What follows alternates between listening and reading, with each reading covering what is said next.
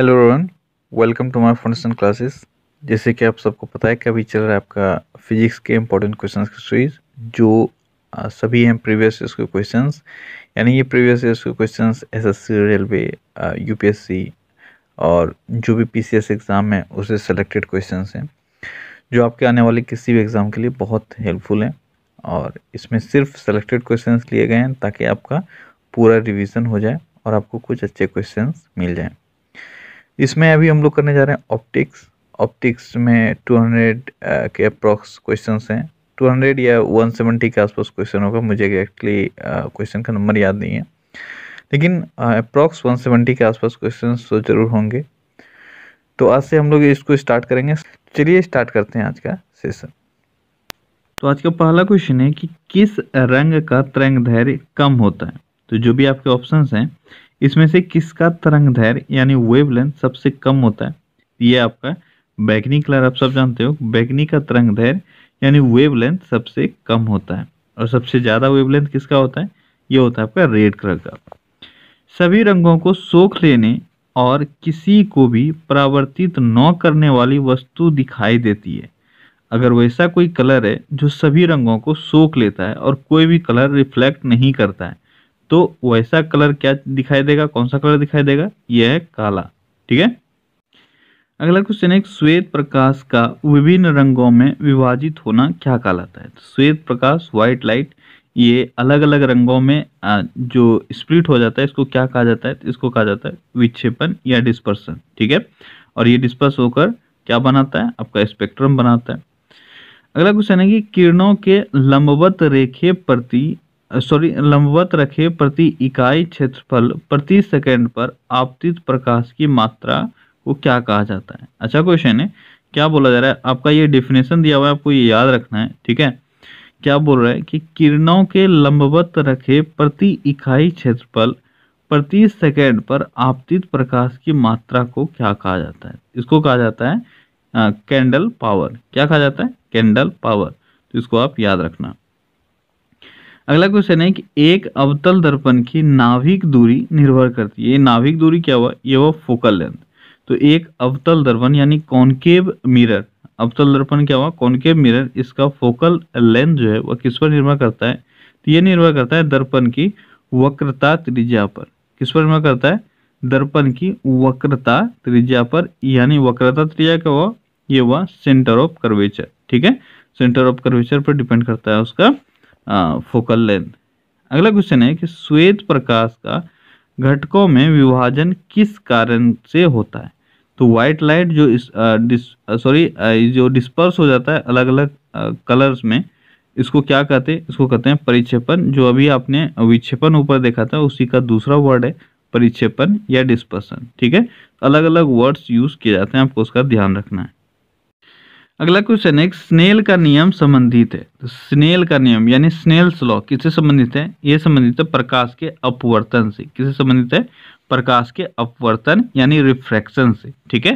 तो Snell's law refraction से संबंधित है। और स्नेल्स लॉ होता क्या है? ये होता है sine i upon sine r. ठीक है। आई क्या हुआ? आपका इंसिडेंट एंगल है और आर है आपका रिफ्रैक्टेड एंगल। ठीक है। तो sine i upon sine r, इसको हम लोग कहते हैं स्नेल्स लॉ। और ये होता क्या है? n/1। इसको हम लोग n/1 या equal to sine i upon sine r, ये पूरा इसका फॉर्मूला होता है। ये n/1 क्या रिप्रेजेंट करता है? यह है आपका रिफ्रैक्टिव इंडेक्स, और ये जो दूसरे माध्यम का पहले माध्यम के रिलेटिव में आपको रिफ्रैक्टिव इंडेक्स दर्शाता है। ये n/1 यहाँ पे यही रिप्रेजेंट करता है। ठीक है। दूसरे मीडियम का पहले मीडियम के रेस्पेक्ट में। ये भी आपसे क्वेश्चन पूछा जाता है कि इसको जो हम लोग रिप्रेजेंट करते हैं इससे, तो ये क्या शो करता है? ठीक है। तो ये शो करता है दूसरे मीडियम का पहले मीडियम के रेस्पेक्ट में जो रिफ्रैक्टिव इंडेक्स है, और ये होता है sine i by sine r. इसी को हम लोग बोलते हैं स्नेल्स लॉ। अगला क्वेश्चन है कि निम्नलिखित में से गलत कथन को चुनिए। तो जो स्टेटमेंट्स दिए हुए हैं इसमें से कौन सा स्टेटमेंट गलत है, ये आपको चुनना है। तो पहला स्टेटमेंट है, प्रकाश की गति ध्वनि की गति से अधिक होता है। बिल्कुल सही है, प्रकाश का गति ध्वनि की गति से अधिक होता है। प्रकाश यानी लाइट, इसका स्पीड आप जानते हो ये क्या होता है, ये होता है 3 × 10⁸ मीटर पर सेकेंड, ठीक है। और ध्वनि, इसका गति आप जानते हो ये क्या होता है, ये होता है 332 मीटर पर सेकेंड, 332 मीटर पर सेकेंड। तो कहीं ज़्यादा है प्रकाश का गति, तो ये स्टेटमेंट सही है। अगला स्टेटमेंट है प्रकाश निर्वात स्थिति में नहीं गुजर सकता है। तो प्रकाश, देखो प्रकाश एक इलेक्ट्रोमैग्नेटिक वेव है और इसको कोई मीडियम नहीं चाहिए होता है, तो इस कारण से यह निर्वात में भी आसानी से गुजर सकता है। तो ये आपका स्टेटमेंट गलत है। दूसरा स्टेटमेंट गलत है, प्रकाश निर्वात से नहीं गुजर सकता है, प्रकाश निर्वात में गुजर सकता है, ठीक है। तो ये आपका गलत हुआ। तीसरा स्टेटमेंट क्या है, प्रकाश रज्जु रेखा से चलता है। रज्जु रेखा यानी स्ट्रेट लाइन, आप जानते हो लाइट जो है वो हमेशा स्ट्रेट लाइन में चलती है, प्रकाश का कोई भार नहीं होता। ये स्टेटमेंट भी सही है कि प्रकाश का कोई भार नहीं होता। तो आपका गलत कौन सा है, ये है 2 कि निर्वात में यह ट्रेवल नहीं कर सकती, तो निर्वात में यह ट्रेवल करती है। अगला क्वेश्चन है कि एक समतल दर्पण की वक्रता त्रिज्या है, एक समतल दर्पण का वक्रता त्रिज्या। अब देखो ये एक ऐसा क्वेश्चन है ना जो आप लॉजिकली मार सकते हो। अब देखो हर एक चीज आपको याद नहीं करना होता है। एक्चुअली देखो होता क्या है कि आप बहुत सारी चीजों को याद करने की फिराक में रहते हो और जो चीजें आपको याद नहीं करनी चाहिए वो भी आप याद कर बैठते हो। इस कारण से आपका क्या होता है, मेमोरी फुल होता जाता है और जहां पर आपको याद करना जरूरी है वहां आप वो चीज भूल जाते हो। अब देखो इसको आप आसानी से कैसे मार सकते हो, समतल दर्पण है यानी प्लेन मिरर है, ठीक है, और इस तरह का प्लेन मिरर होता है। वक्रता त्रिज्या आपसे पूछा जा रहा है यानी आपका जो कर्वेचर लेंथ है वो पूछा जा रहा है, कर्वेचर रेडियस पूछा जा रहा है। अब आपको मैंने शायद कभी ऑप्टिक्स तो मैंने पढ़ाया नहीं है, पर इतना आप जानते होंगे सेंटर ऑफ कर्वेचर क्या होता है। अब देखो ये अगर मिरर लेते हो कोई भी स्फेरिकल मिरर, तो उसमें आपका पूरा स्फेयर तो होता नहीं है, बस इतना सा पार्ट आपने लिया है, ठीक है, लेकिन कोई ना कोई स्फेयर का ये पार्ट रहा होगा ये।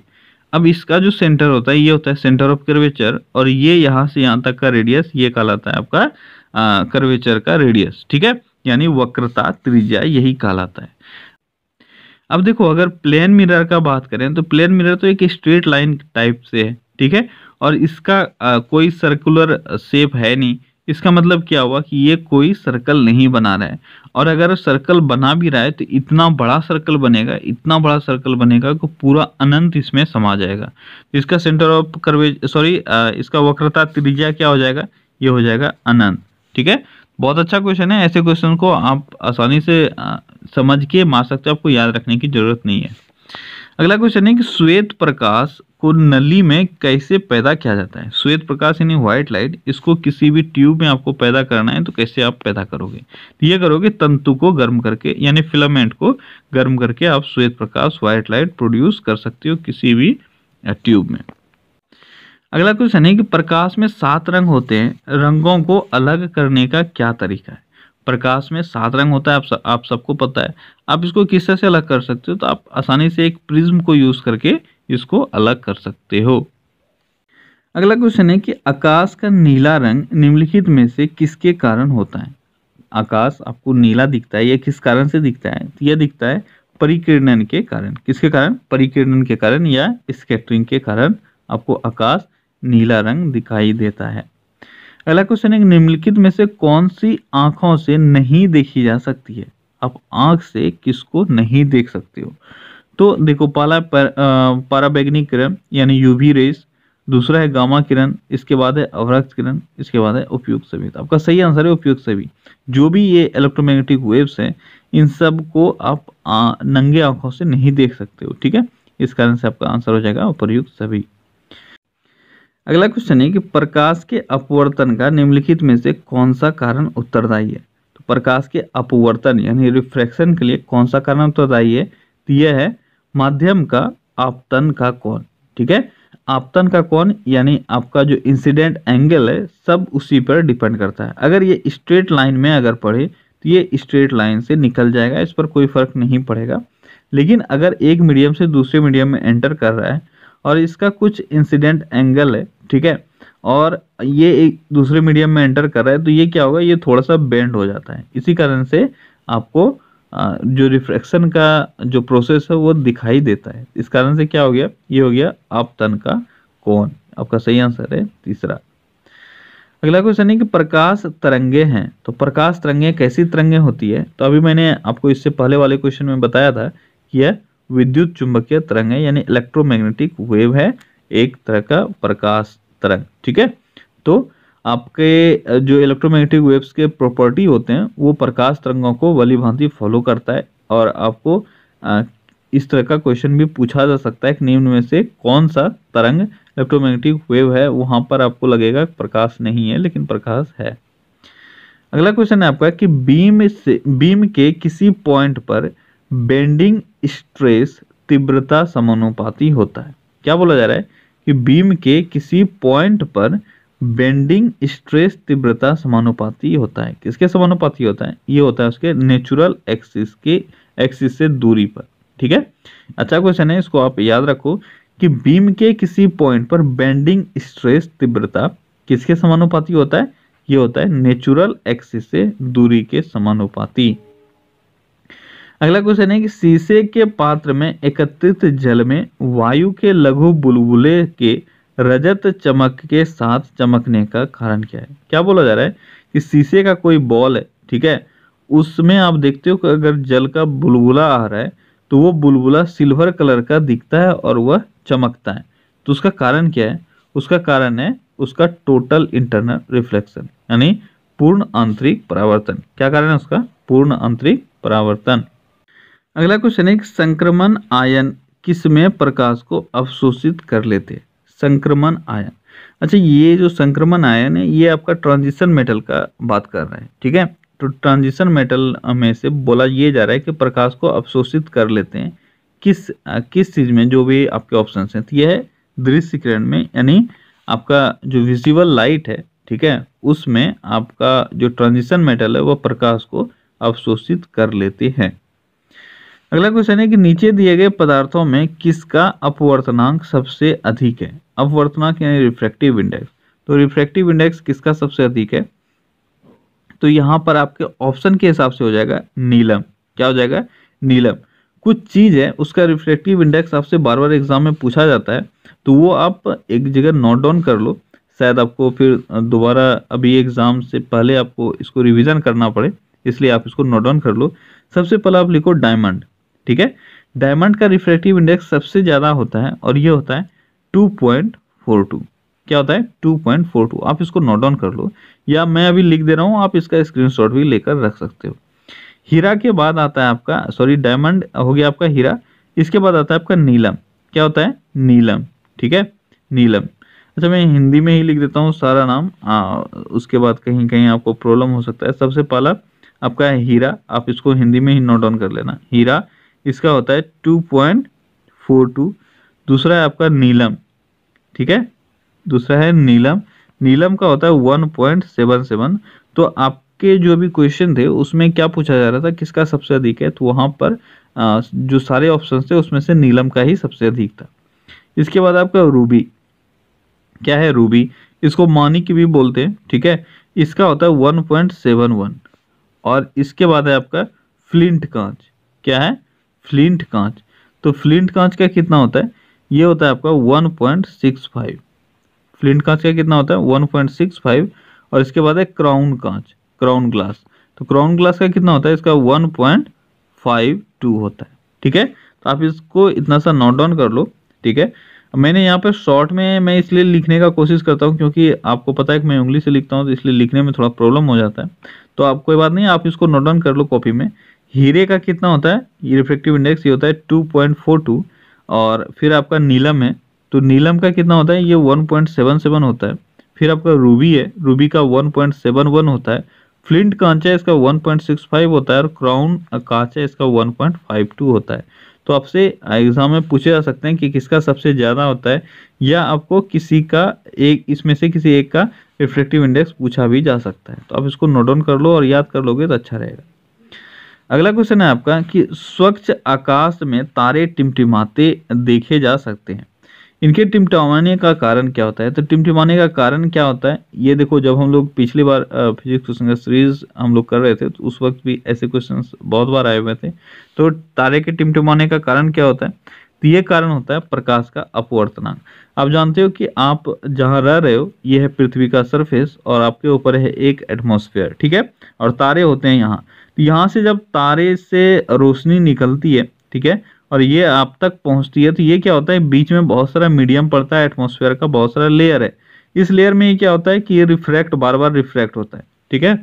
आप इसको अच्छे से समझ लो कि ये है एटमॉस्फेयर, इसमें आते वक्त ये बार बार ये रिफ्रैक्ट होती है, यानी ये बेंड होती है, फिर बेंड होती है, फिर बेंड होती है, इसी कारण से आपको ये टिमटिमाता हुआ नजर आता है। तो ये होता है अपवर्तन के कारण। अगला क्वेश्चन है कि ज्योति तीव्रता का मात्रक होता है। ज्योति तीव्रता, इसका मात्रक क्या होता है? ज्योति तीव्रता क्या हुआ, ये हो गया आपका लुमिनस इंटेंसिटी, ठीक है, लुमिनस इंटेंसिटी। इसका तीव्रता का ज्योति तीव्रता का जो मात्रक है वो क्या होता है? वो होता है कैंडेला, ठीक है। अगला क्वेश्चन है कि प्रकाश तरंगें अनुप्रस्थ तरंगें हैं क्योंकि उन्हें, अब देखो मैंने आपको बताया हुआ था कि प्रकाश प्रस्थ, आपको बस ये डायरेक्ट क्वेश्चन में आता है प्रकाश किस तरह के, प्रस्थ, और ध्वनि तरंगें किस तरह की तरंगें, तो यह है धैर्य यानी अनुदैर्घ्य। अब आपको ये बोला जा रहा है कि अनुप्रस्थ तरंगें प्रकाश क्यों हैं? क्यों हैं? क्योंकि ध्रुवित किया जा सकता है। अब देखो यहाँ से दो क्वेश्चन आपसे बनता है कि किसको पोलराइज किया जा सकता है, किसको नहीं किया जा सकता है। तो जो भी अनुप्रस्थ तरंगें हैं उनको पोलराइज किया जा सकता है, लेकिन अनुदैर्घ्य तरंगों को पोलराइज नहीं किया जा सकता है। तो आपके जो भी ऑप्शंस हैं इसमें से इसको ध्रुवित किया जा सकता है, इसी कारण से यह अनुप्रस्थ तरंग है। ये आपके ऑप्शन के हिसाब से आंसर हुआ। अगला क्वेश्चन है कि सूर्य से पृथ्वी तक पहुंचने में प्रकाश को कितना समय लगता है? तो सूर्य से पृथ्वी तक पहुंचने में कितना समय लगता है? ये लगता है 8 मिनट 20 सेकंड। कितना समय लगता है? 8 मिनट 20 सेकंड में सूर्य से प्रकाश पृथ्वी तक पहुंच जाता है। अच्छा ये देखो कई बार आपसे सेकंड में भी सिर्फ पूछा जाता है, ठीक है। तो सेकंड में आप इसको या तो कन्वर्ट कर लेना या आप इसको याद रखना, ये होता है 500 सेकंड। कितना होता है? 500 सेकंड।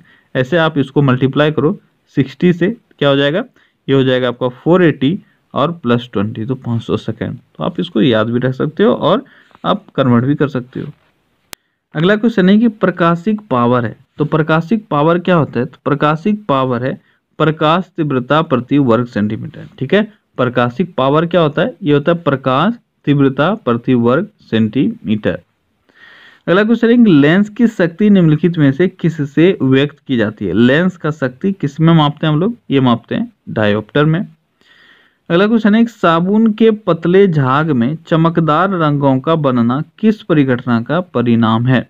साबुन का पतला झाग जो होता है उसमें चमकदार रंग बनता है, आप सब देखते हो। इसका कारण क्या है? इसका कारण है बहुलित परावर्तन और व्यतिकरण, ठीक है, बहुलित परावर्तन और व्यतिकरण। इस कारण से व्यतिकरण क्या हुआ? ये हुआ आपका इन्फ्रेंस, ठीक है, इन्फ्रेंस के कारण ये होता है।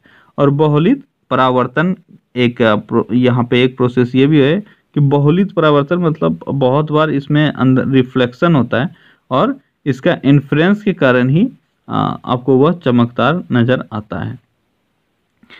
अगला क्वेश्चन है कि उचित रीति से कटे हीरे की असाधारण चमक का आधारभूत कारण क्या है? आप देखते हो हीरा को चमकते हुए, तो ये हीरा का चमकना किसका एग्जाम्पल है, किसका कारण है? यह है उसका उच्च अपवर्तनांक का। किसका है?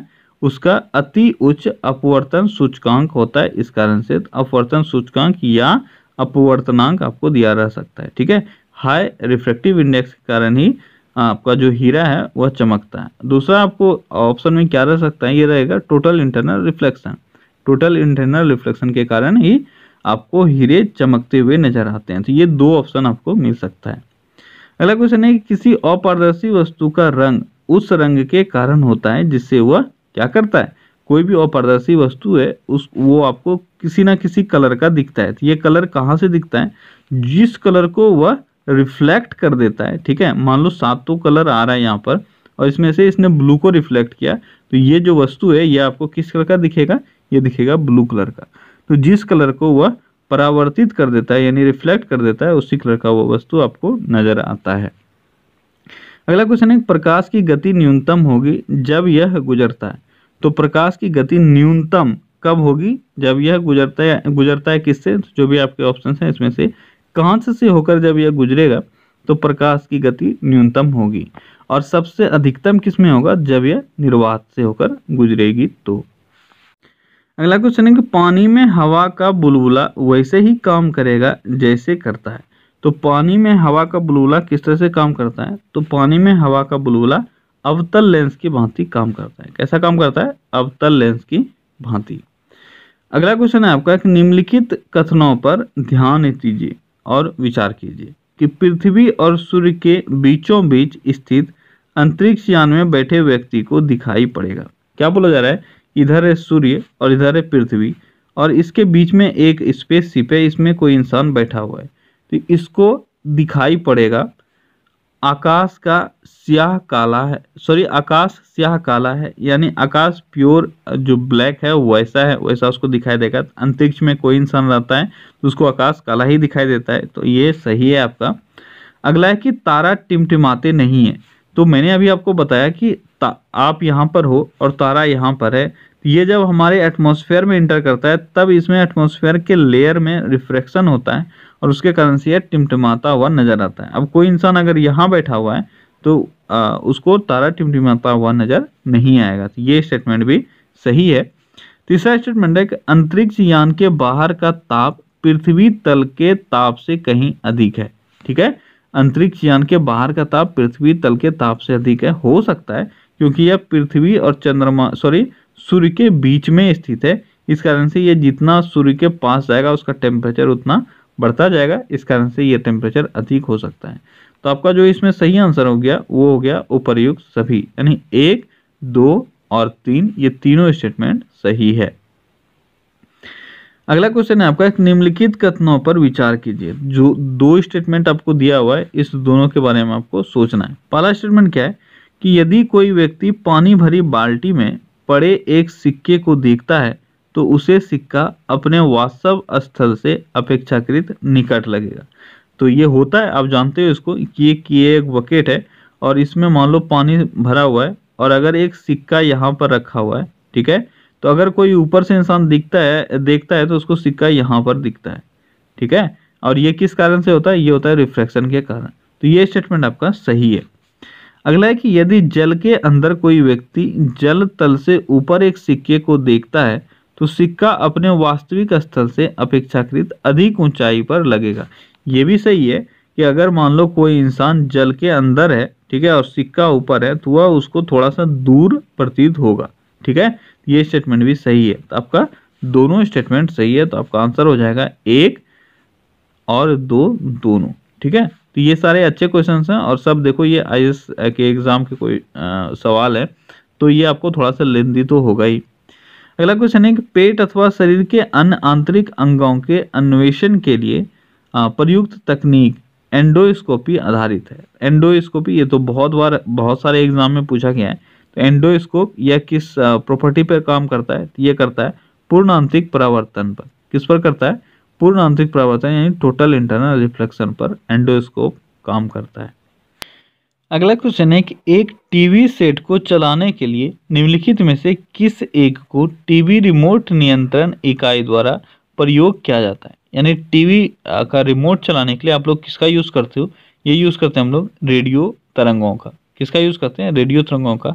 अगर यहाँ पर आपका अवरक्त तरंग रहता यानी इंफ्रारेड रहता तो आपका आंसर वो होता है। ठीक है, तो आप इसका ध्यान रखना। अगला क्वेश्चन है कि जब एक सीडी यानी ऑडियो एवं वीडियो प्रणालियों में प्रयुक्त होने वाली कॉम्पैक्ट डिस्क सीडी आप जानते हो, इसको सूर्य के प्रकाश में देखी जाती है तो इंद्रधनुष के समान रंग दिखाई पड़ते हैं। इसकी व्याख्या की जा सकती है। तो सीडी आपको कैसा दिखाई देता है, यह स्पेक्ट्रम में बटा हुआ आपको दिखाई देता है, इंद्रधनुष यानी रेनबो कलर में दिखाई देता है। तो इसका कारण क्या है, इसका कारण है परावर्तन एवं विवर्तन यानी रिफ्लेक्शन एवं डिफ्रैक्शन के कारण ही ऐसा आपको दिखाई देता है। अगला क्वेश्चन है कि वायुमंडल में प्रकाश के विसरण का कारण क्या है। वायुमंडल में प्रकाश के विसरण यानी स्कैटरिंग का कारण क्या है, तो ये है धूलकण। आप जानते हो कि वायुमंडल में धूलकण अवेलेबल है, इसके कारण से प्रकाश जो है वह स्कैटर हो जाता है यानी लाइट स्कैटर हो जाता है।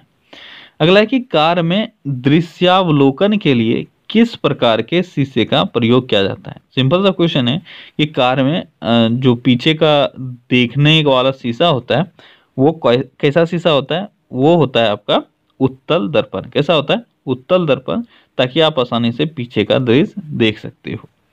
अगला क्वेश्चन है कि अस्त होते समय सूर्य लाल दिखाई देता है, किसके कारण से अस्त होते समय सूर्य लाल दिखाई देता है? यह दिखाई देता है परिकिरणन के कारण। किसके कारण? परिकिरणन के कारण। ऐसे क्वेश्चंस आपसे बहुत बार पूछे गए हैं और आपको इन सारे का आंसर आना चाहिए कि सूर्य डूबते टाइम में लाल और उगते टाइम में लाल क्यों दिखाई देता है, आसमान आपको नीला क्यों दिखाई देता है, समुद्र आपको नीला क्यों दिखाई देता है। तो ऐसे क्वेश्चंस को आपको बहुत अच्छे से याद रखना है। और एक क्वेश्चन जो इस टाइप के सारे क्वेश्चन है, शायद 2 मंथ पहले मैंने एक वीडियो बनाया था जिसमें जितने भी साइंटिफिक रीजन्स वगैरह हैं सारे मैंने उसमें बताया हुआ, लगभग ऑलमोस्ट उसमें 40 साइंटिफिक रीजन्स हैं। तो अगर आपको सब एक जगह कलेक्टेड चाहिए और आपको देखना है तो आप उस वीडियो को देख सकते हो। ठीक है, आप देख लेना, उसमें वैज्ञानिक कारण करके उसका टाइटल है, तो आप वहां से आसानी से निकाल उसको देख लो, आपको एग्जाम में पूछा जा सकता है। अगला क्वेश्चन है कि जब 2 समांतर दर्पणों के बीच कोई वस्तु रख दी जाती है तो बनने वाले प्रतिबिंब की संख्या होती है।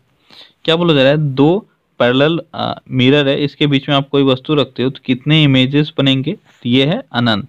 ठीक है, कितना इमेजेस बनेगा इसका कोई लिमिट नहीं है। अगला क्वेश्चन है कि दूरदर्शन के संकेत एक निश्चित दूरी के बाद नहीं मिल सकते हैं। अच्छा क्वेश्चन है, क्या बोला जा रहा है कि टीवी सिग्नल्स जो है वह एक निश्चित दूरी के बाद नहीं मिलता है। इसका कारण क्या है?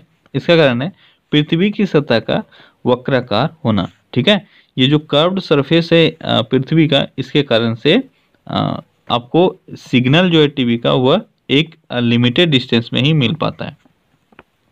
अगला क्वेश्चन है, धूप के चश्मे की पावर होती है। तो धूप के चश्मे इसका पावर होता है, सन ग्लासेस का पावर होता है 0 डायोप्टर। अगला क्वेश्चन है कि मृग तृष्णा यानी मिराज जो होता है वह किसका उदाहरण है? तो मिराज पूर्ण आंतरिक परावर्तन का उदाहरण है, ये आप सब जानते हो। अगला क्वेश्चन है, खतरे के संकेतों के लिए लाल प्रकाश का प्रयोग किया जाता है, क्यों? खतरे के संकेत के लिए हम लोग लाल कलर को यूज करते हैं। इसका कारण क्या है? इसका कारण है कि इसका परिकिरणन सबसे कम होता है। ठीक है, या दूसरा ऑप्शन आपको यह रह सकता है कि इसका तरंगदैर्घ्य सबसे अधिक होता है, जिस कारण से आप इसको यूज करते हो। अगला क्वेश्चन है कि हीरा चमकदार दिखाई देता है। हीरा चमकदार दिखाई देता है किस कारण से? यह सामूहिक आंतरिक परावर्तन के कारण। तो आप जानते हो कि हीरा का चमकना, मैंने अभी आपको ऊपर बताया था कि इसका 2 कारण हो सकता है। इसका रिफ्रैक्टिव इंडेक्स हाई है और दूसरा इसका टोटल इंटरनल रिफ्लेक्शन।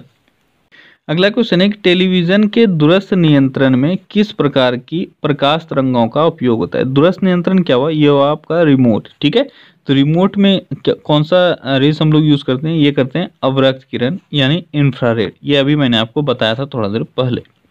अगला क्वेश्चन है कि लेजर अथवा किसी अन्य संसक्त प्रकाश स्रोत से निकली 2 प्रकाश किरणों के व्यतिकरण से त्रिविमीय प्रतिबिंब बनाने की संबंध समृद्धि कहलाता है। तो देखो बहुत बड़ा क्वेश्चन है, बस आपको एक कीवर्ड पर ध्यान देना है कि त्रिविमीय प्रतिबिंब यानी आपका यहाँ पे 3D इमेजेस का बात किया जा रहा है। तो 3D इमेजेस बनाने की प्रक्रिया को क्या कहते हैं? इसको कहते हैं होलोग्राफी। अगला क्वेश्चन है कि निम्नलिखित में से कौन सी किरणें या तरंगें निर्वात में से प्रसारित हो सकती है? निर्वात में से कौन सी तरंगों को आप प्रसारित कर सकते हो? पहला है रेडियो तरंग, दूसरा है प्रकाश तरंग, तीसरा है एक्स तरंग और चौथा है पराध्वनिक तरंग। तो आपको पता है कि जो भी इलेक्ट्रोमैग्नेटिक वेव्स हैं वो सब निर्वात में प्रसारित हो सकते हैं। तो आपका रेडियो, प्रकाश और एक्स किरण, ये सब आपका इलेक्ट्रोमैग्नेटिक वेव्स है। इस कारण से आपका सही आंसर हो जाएगा 1, 2 और 3। ये तीनों आपका आंसर हो जाएगा जो आपके क्वेश्चन में पूछा जा रहा था। अगला क्वेश्चन है कि प्रकाश किरण पुंज जो अत्यंत सदिक हो क्या कहलाती है? क्या बोला जा रहा है? आपको देखो हिंदी में क्वेश्चन है, थोड़ा सा आपको डिफिकल्ट लग रहा होगा, आपको बस क्वेश्चन समझना है। ये क्या बोल रहा है कि आपको बोल रहा है कि कोई भी बीम है लाइट का जो बहुत ही नैरो हो और वह बहुत ही पिकुलियर हो, तो उसको हम लोग क्या बोलते हैं? किस तरह का लाइट हो सकता है? वो हो सकता है आपका लेजर लाइट। आप जानते हो लेजर बीम जो होता है वो बहुत पतला होता है और आपका जिस पॉइंट पर वह पड़ता है सिर्फ उसी पॉइंट को वह लाइट करता है, वह स्कैटर नहीं होता। वही आपसे क्वेश्चन में पूछा जा रहा था। अगला क्वेश्चन है आपका कि निम्नलिखित में से कौन सा रंग सम्मिश्रण दिन और रात के समय सर्वाधिक सुविधाजनक होता है। तो आपको बोला जाए, अब देखो दो क्वेश्चन, दो कलर का मिश्रण दिया हुआ है, सब में से आपको वही पूछा जा रहा है कि किस रंग का सम्मिश्रण दिन और रात दोनों में सर्वाधिक सुविधाजनक होता है।